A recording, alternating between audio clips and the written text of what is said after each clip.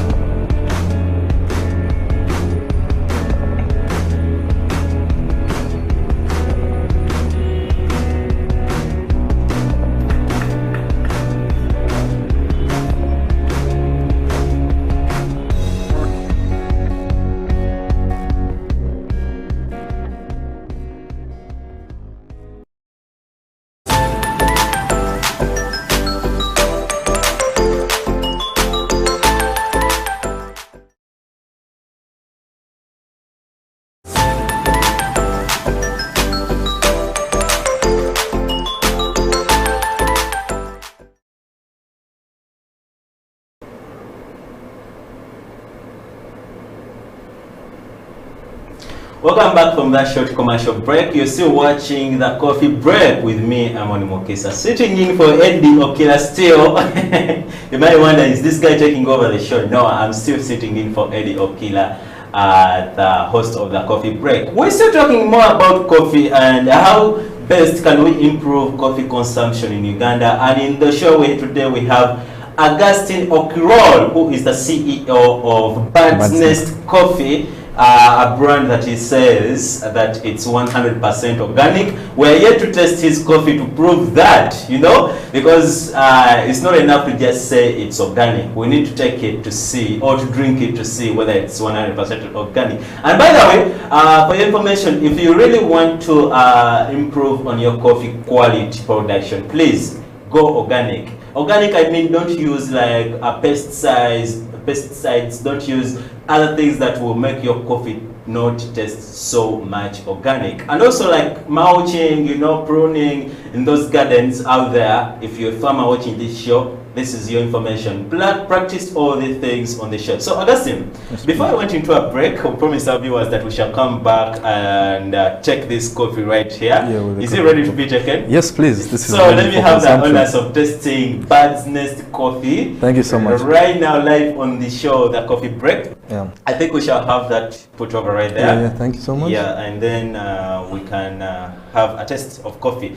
This is the Coffee Break, and if you're watching us on Facebook, please share with us what you think about coffee consumption in Uganda. How best can we improve coffee consumption? If you're on Twitter, tag us at House of Talent TV, and also you can tag me into this conversation at Amon Mokisa on Twitter, and we shall be able to have this conversation right here. Here I get my dose of Chemex coffee. Yeah, Chemex filtered coffee.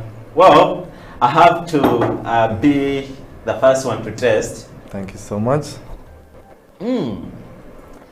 It's really less acidic and nice. Yeah. It's smooth on the tongue. Yeah. Well, I can't say it's really organic.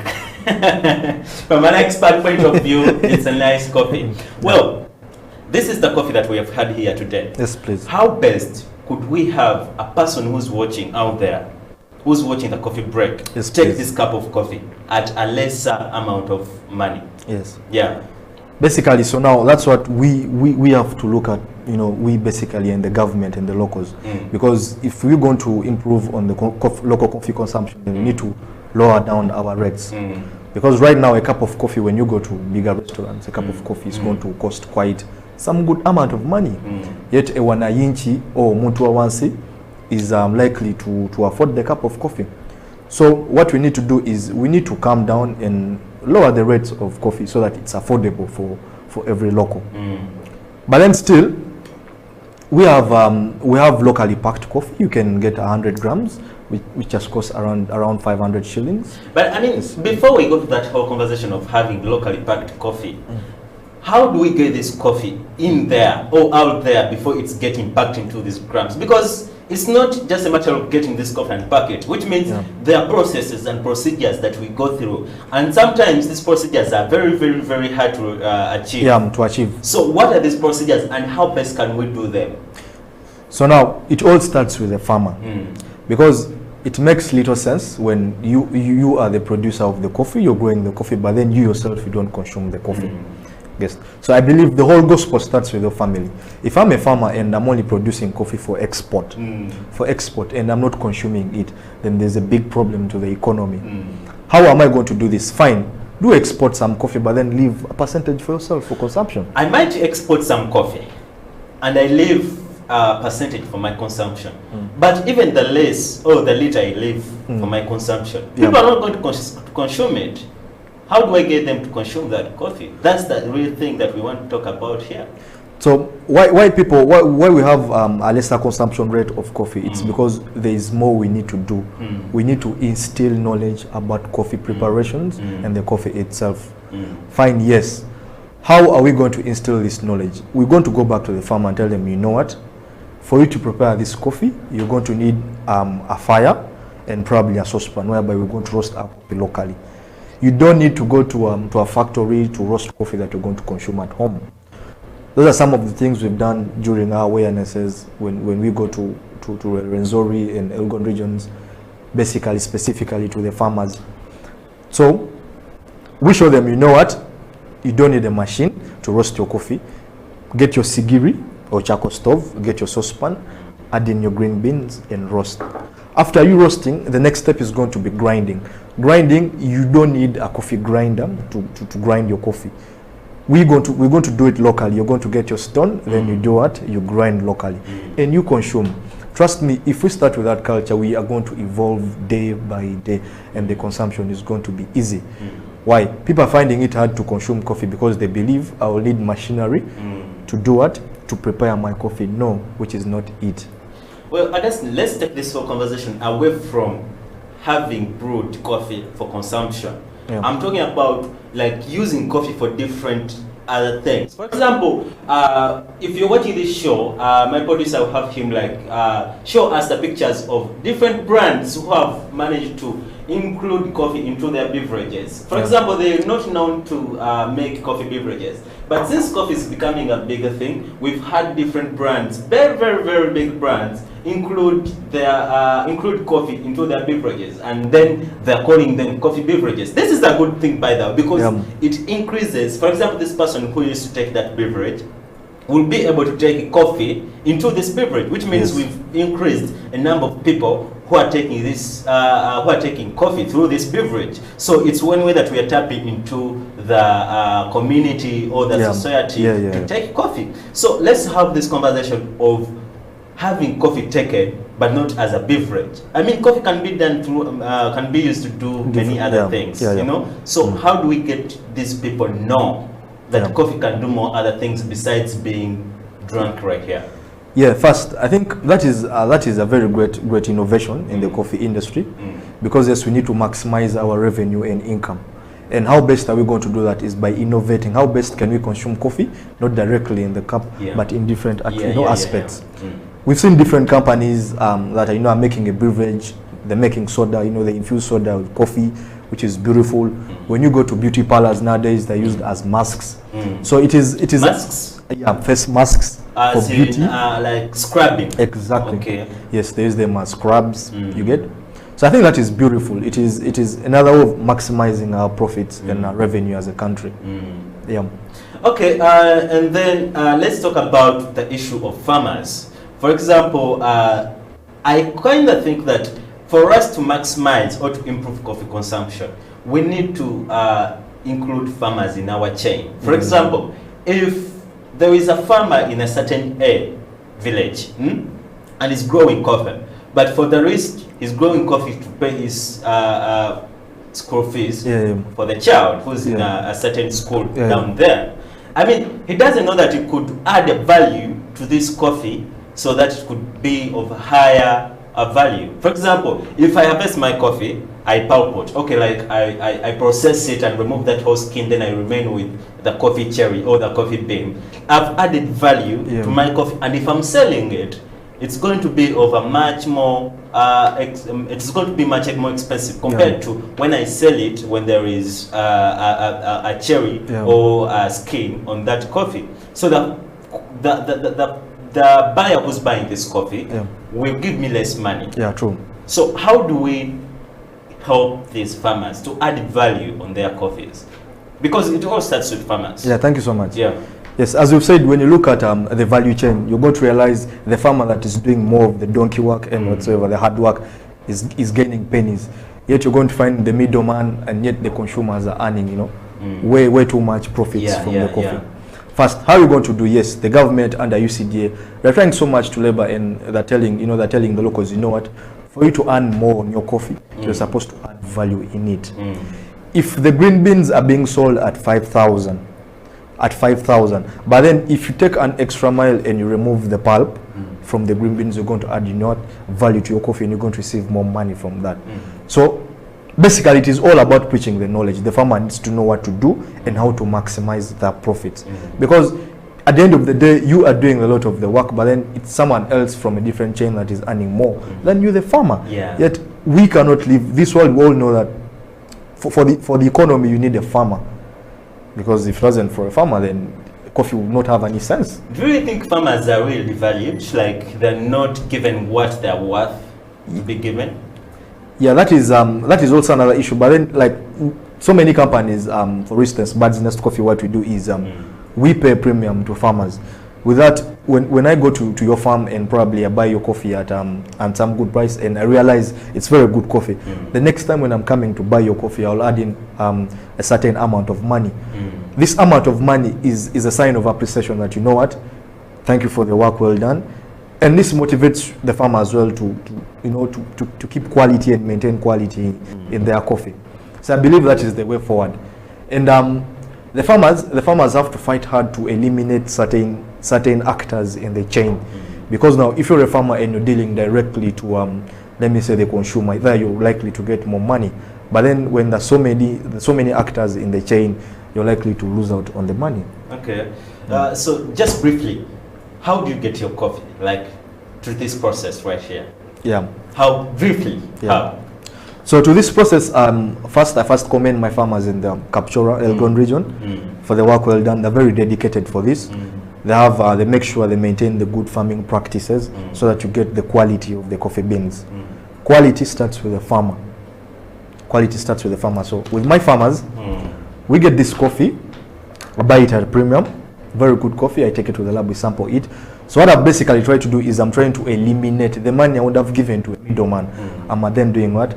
I'm remitting it to the farmer. I think that is the way forward. So when I get this coffee, we do roast it, which is adding value. I'm adding value to it, meaning I'm going to get more profits from the coffee. So when I add value, I again repackage it, which is also another format of value addition. Then when it's done to that, we do what they call cupping. Cupping, we are basically analyzing the coffee if it's beautiful, it is ready for consumption. then basically goes out to the market, to the consumers. Okay, let me take a break and consume my cup of coffee, and we shall be right back. It's a short commercial break. We shall be right back.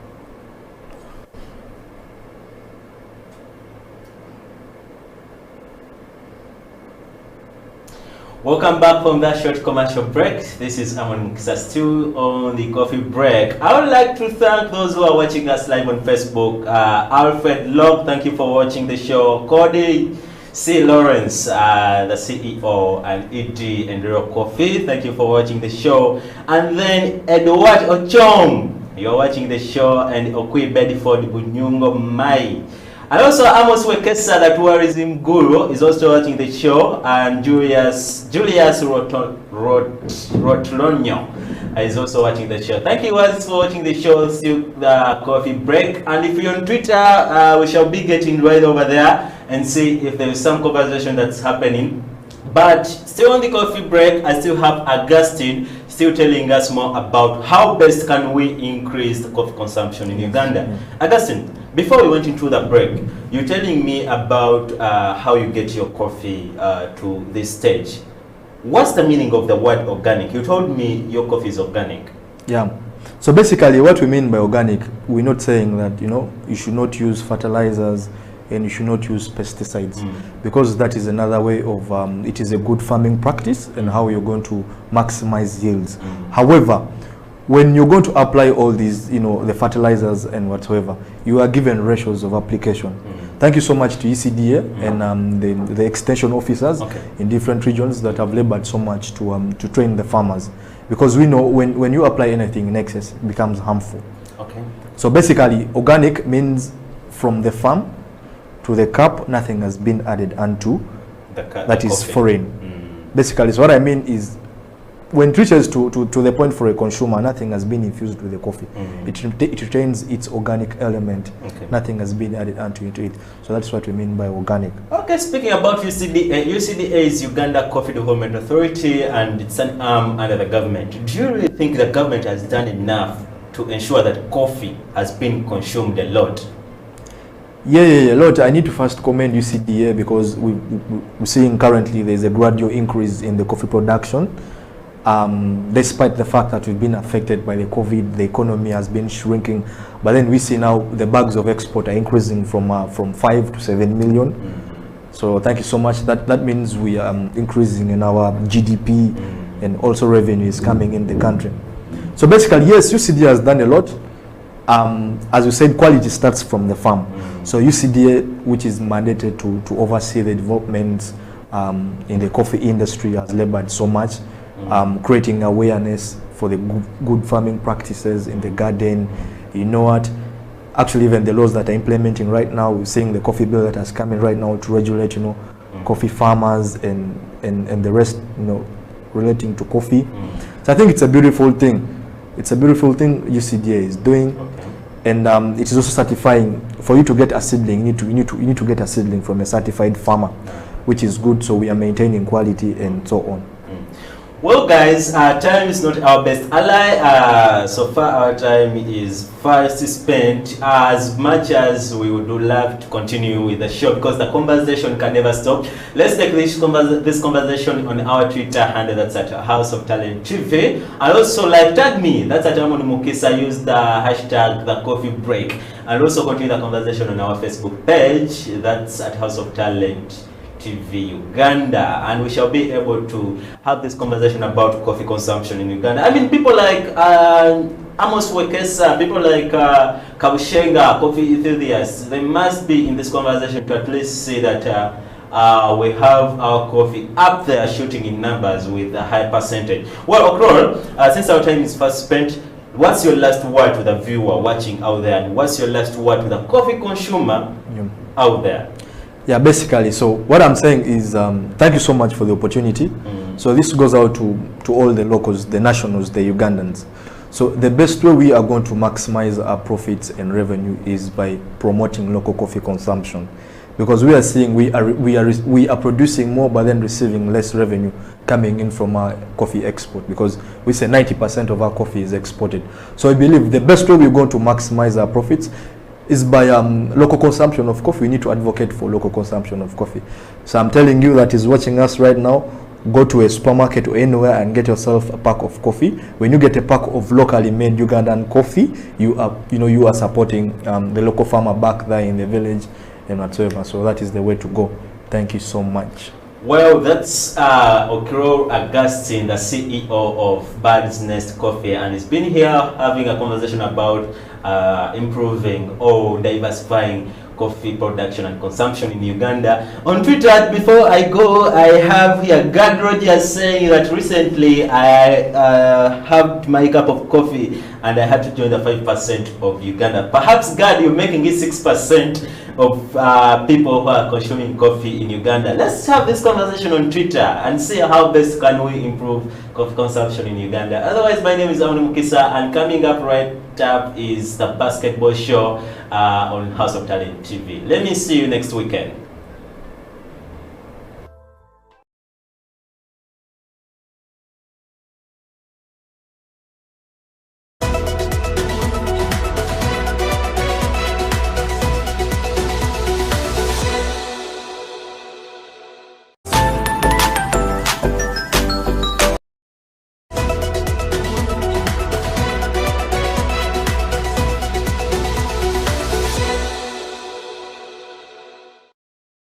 If you look at City Oilers, I mean, we've been champions for the last 7 years, and I can tell you that it's because of the players that we have on the team, and I would say that we have some of the best players in the Ugandan league, on the City Oil. So as a coach, you want to pick your best players in the country to play, and I will not say it is unfortunate that they all come from City Oil, but a lot of those players are City Oilers, and I really don't want to see it that because I'm a City Oilers coach and management is City Oilers, it's just purely on statistics in summary, you're saying it's purely based on merit. It's definitely based on merit.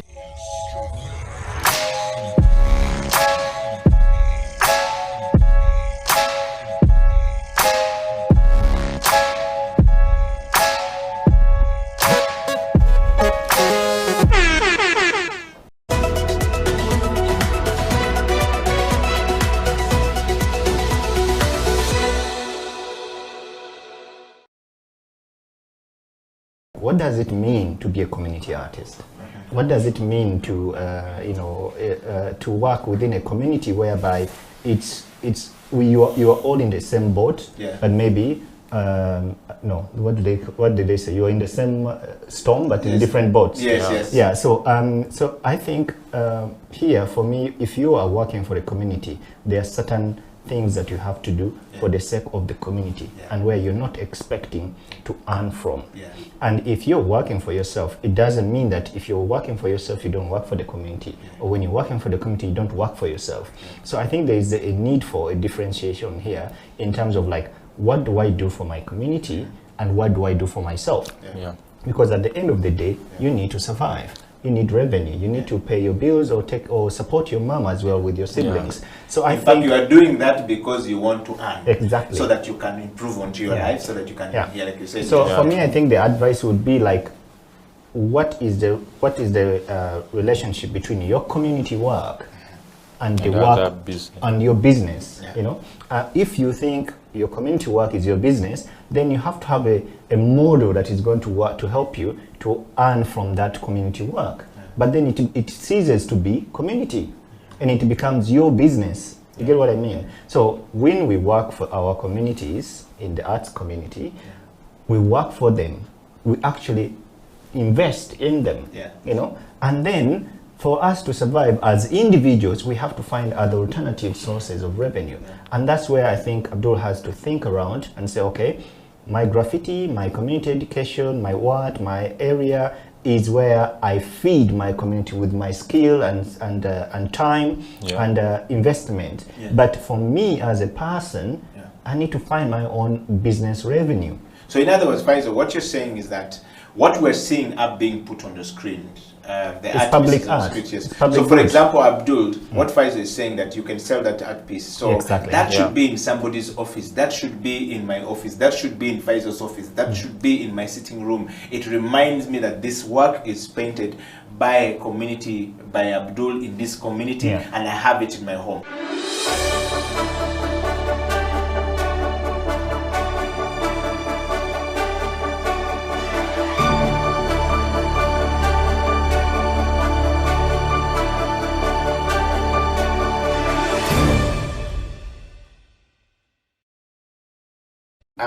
Can we hear some more from Jaja? Of course, Jaja is going to play for us that song, Kitenge. You've heard it, the sound, beautiful, and we're going to dive into how Kitenge is going to make it to the world stage as planned by Latif Shah.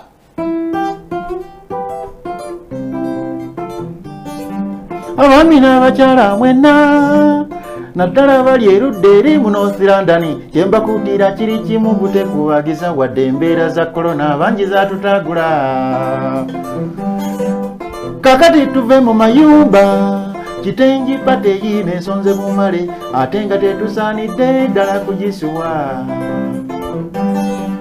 mwani yabagamba okwambala engoye z'emivumba tujja kwambala bitengi byokka dizayina Latifu Uganda omurasita owakabye yatunga mu nnyonyi Maliki Jeni ne Hawa abo basibi banviiri alo tujja kuba nabo Anifa wa makeup Mariamu yedikoleetako ne Pofini ebyokulya bingi nnyo ebyekifiirika Madamu Sara Shoshi ebitaddemu umukono Olivia Katharini Nalima Maka manyinga ulira Kulono twambala ebitengi byokka Kulono twambala bitengi byokka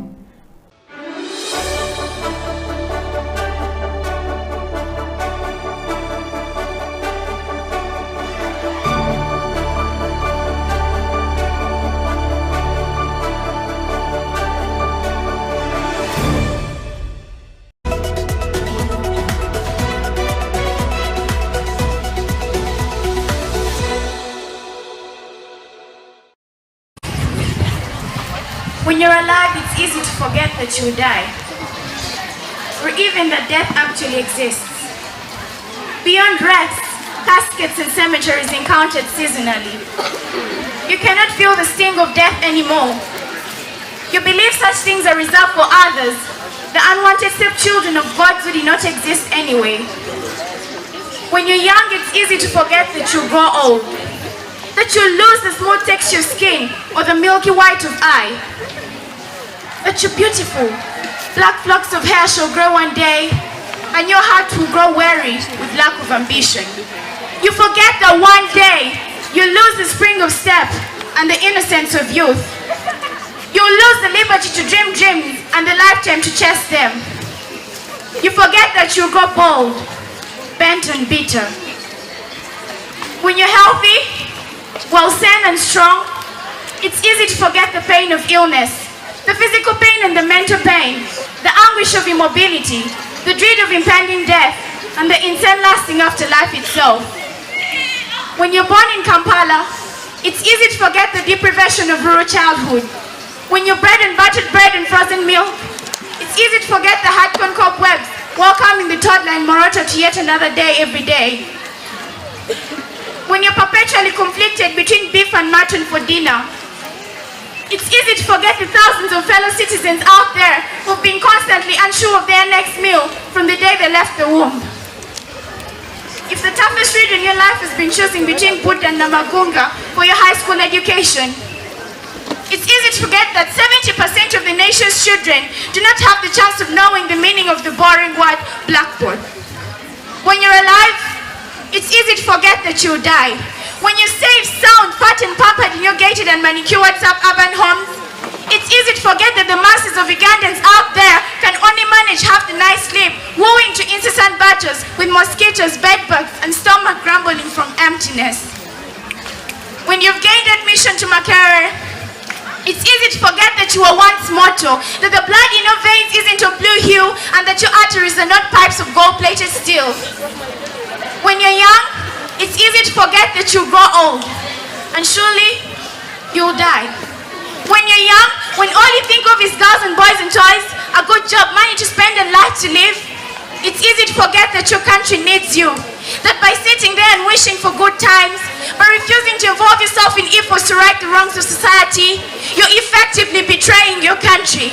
When you're young, it's easy to forget that by not speaking for justice and writing for justice and walking and marching for justice, you're effectively as guilty as the corrupt robbing public funds, as guilty as those parasitic politicians for killing pregnant mothers due to lack of medicines in hospitals, as guilty as those reactionaries for selling the soul of Uganda to force yonder. It's easy to forget.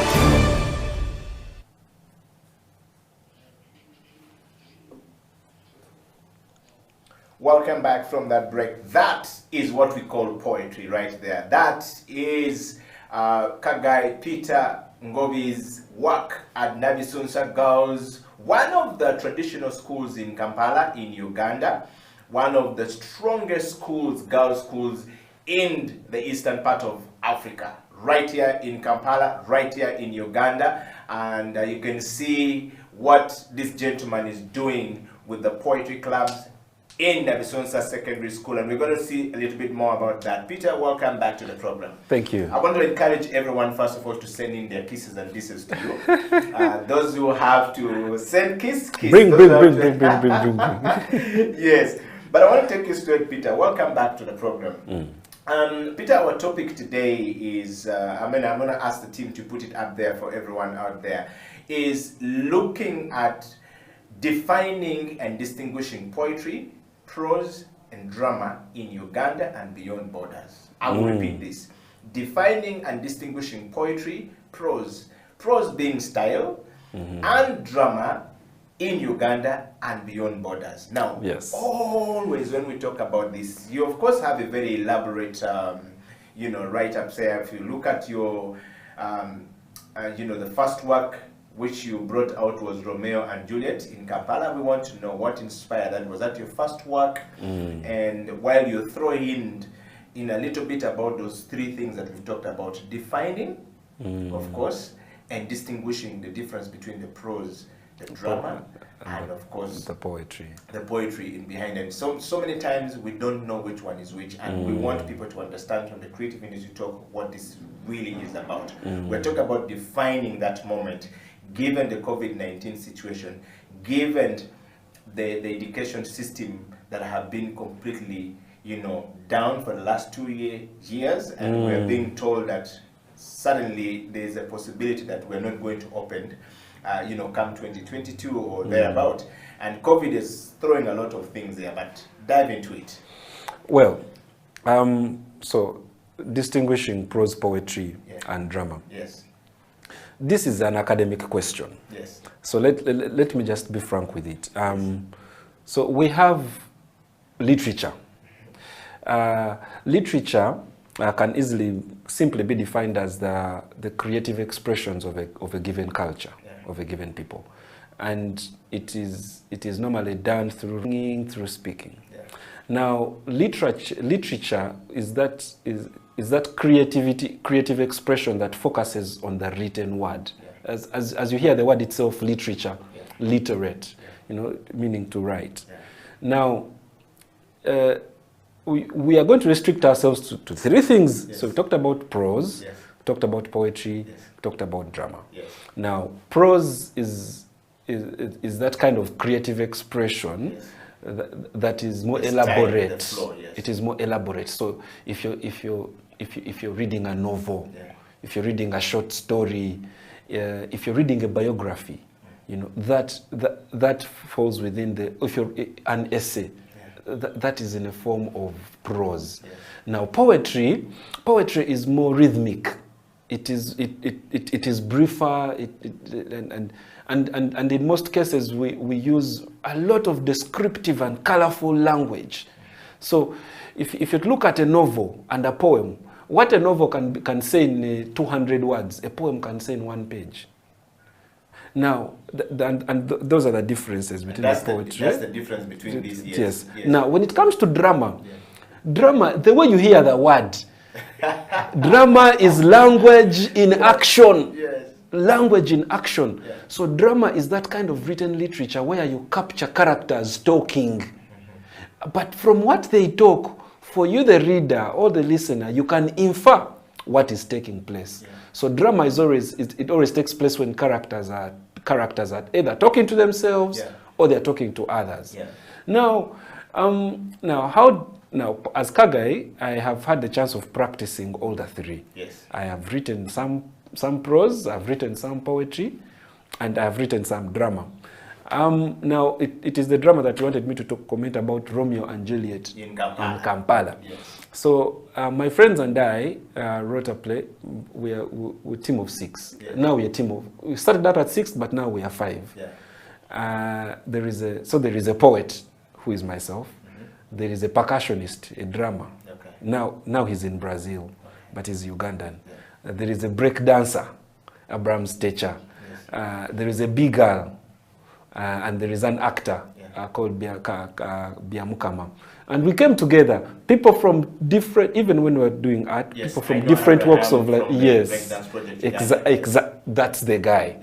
Now imagine Abraham being Romeo, being part of the play. And this time, we've asked him, rather than fight, but to break dance. So we came together and we wrote a play called Romeo and Juliet in Kampala. We imagined Romeo and Juliet were living in Kampala, and the story was a Kampala story. So what happens?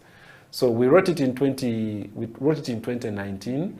We staged it here in Kampala, and then also staged it in Germany and we did it again this year at the Afri-Cologne Festival. We basically Ugandanized Shakespeare. We Ugandanized the story. Then I've also worked on other plays like Arrest the Poem, which we featured at the Baimba International Festival in 2018. We wrote another play called Tokubatota. Tokubatota was also featured at the Bimba International Festival in 2017.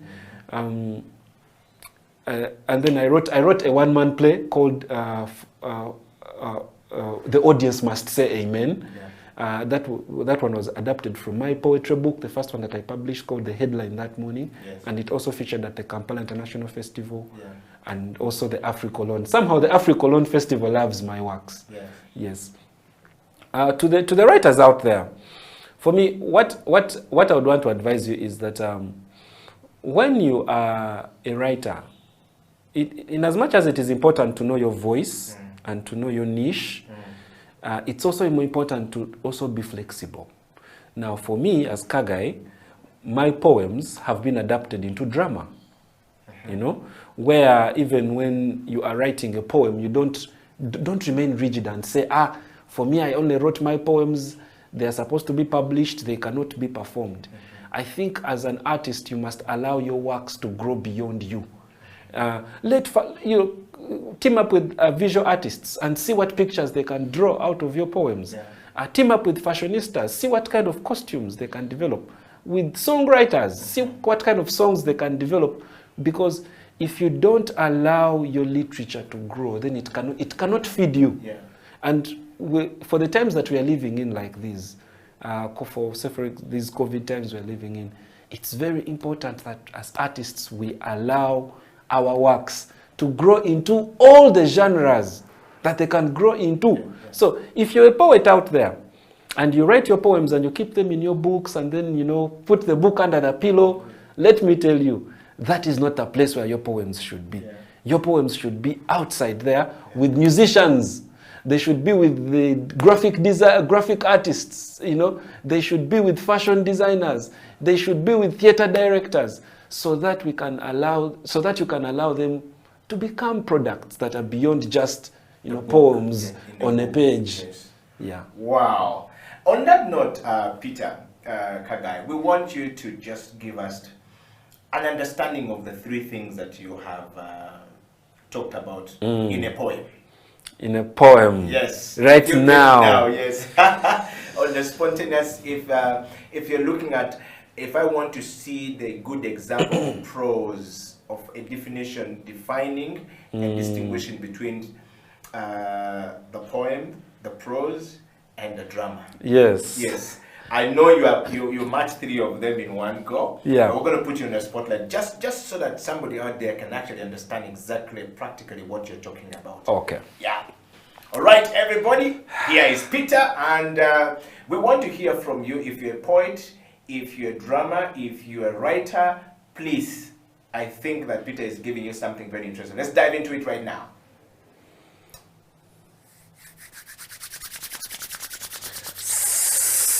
Someone ran very fast and tell someone is in trouble.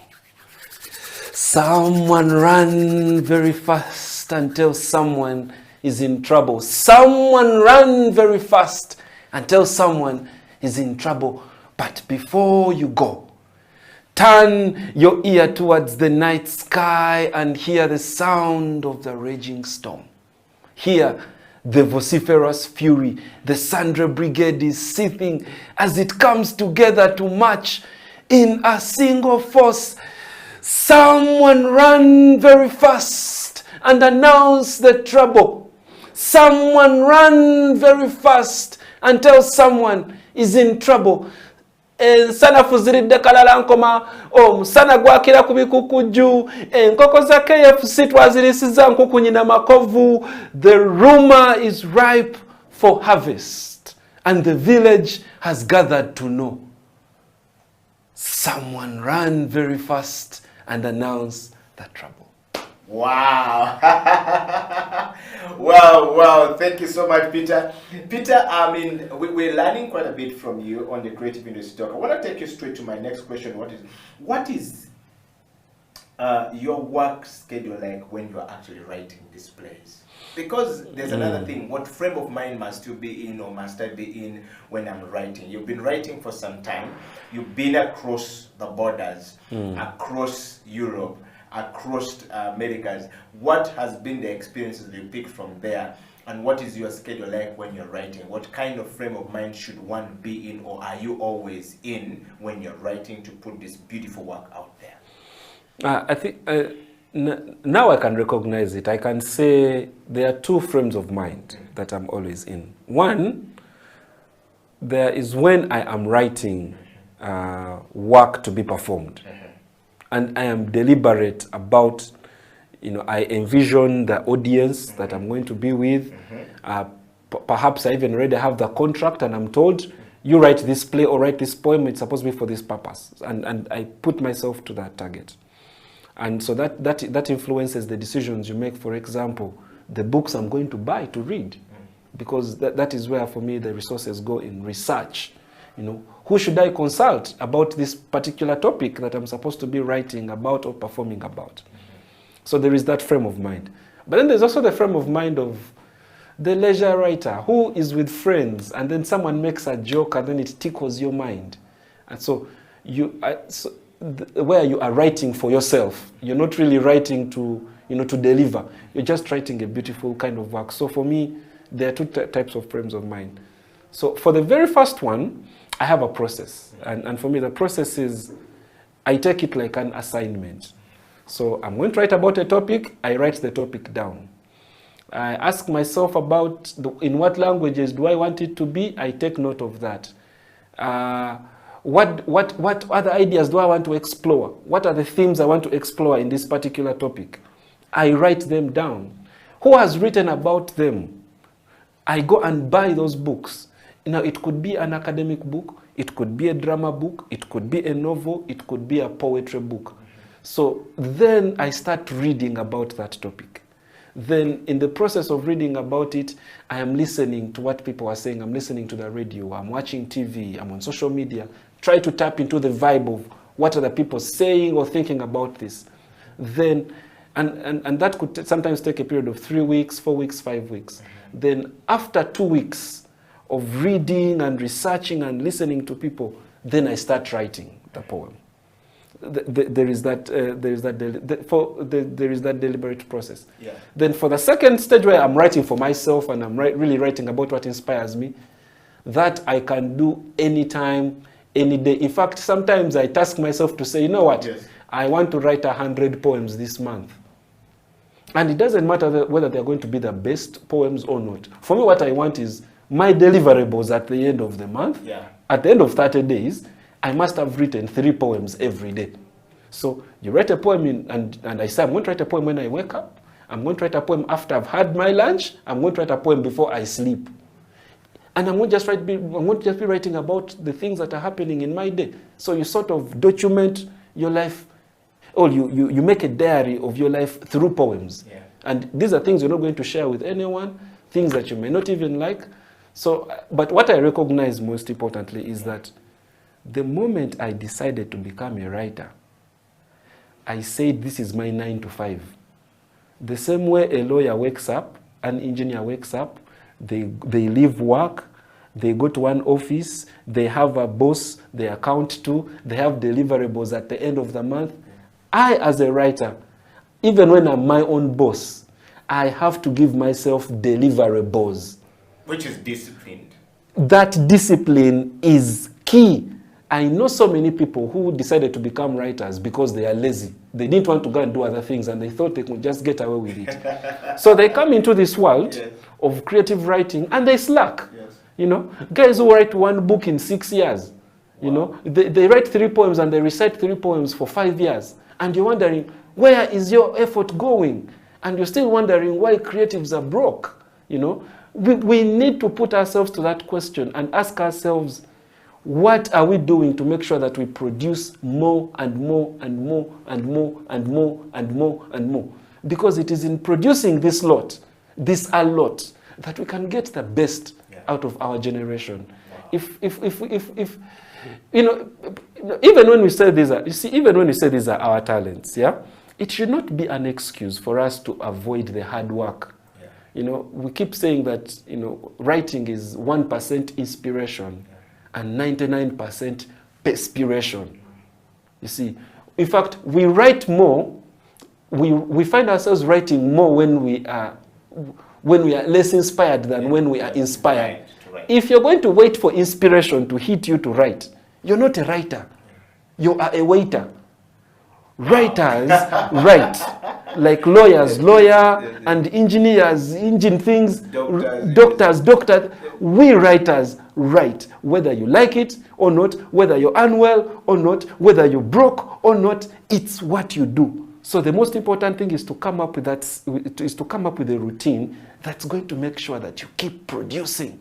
You keep, the Irish people say, here in Uganda we say you are as broke as a poet. Yes. The Irish say in Uganda we say you're broke you're as poor as a church mouse. As church mouse, yes. The Irish say you're as poor as a poet.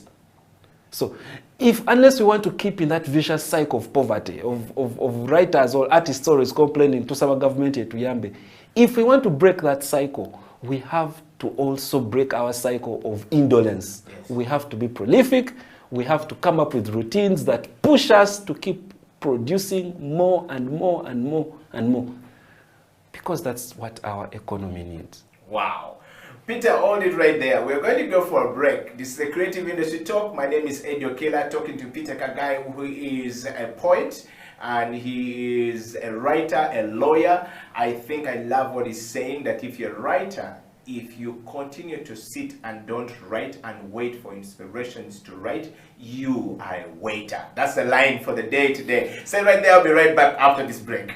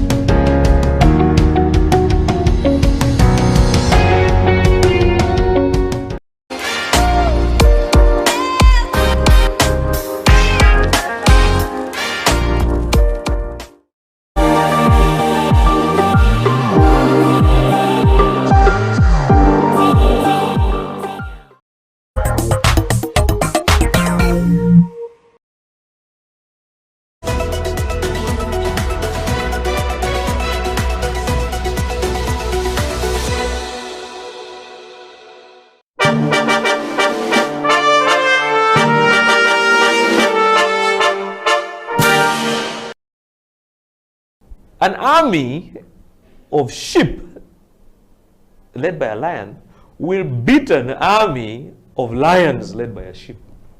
That's a fake. Yeah. So let's be very honest about this thing and really understand that you need to understand where you lie and where you fall. So it's very important for us to understand that leadership has to be definitive. You can't be laissez-faire. It has to be definitive. You have to be strong, just like a lion. You know, when a lion meets an elephant or a buffalo or whatever, the buffalo and all these animals run away. And yet, by the way, they are stronger than the lion. They are heavier than the lion. They are more intelligent than the lion. They are taller than the lion. They run away. The lion, because of its attitude, it sees lunch. That is a leader. Mr. Tony Trapp, thank you very much for coming to the CEO bench. And I want to ask you, so if you were elected the President of the Republic of Uganda today, what would be your first State of Nation address? Now, as you look into the camera and close the show. I think my first State of the Nation address would first of all to... I think I'll just close it down.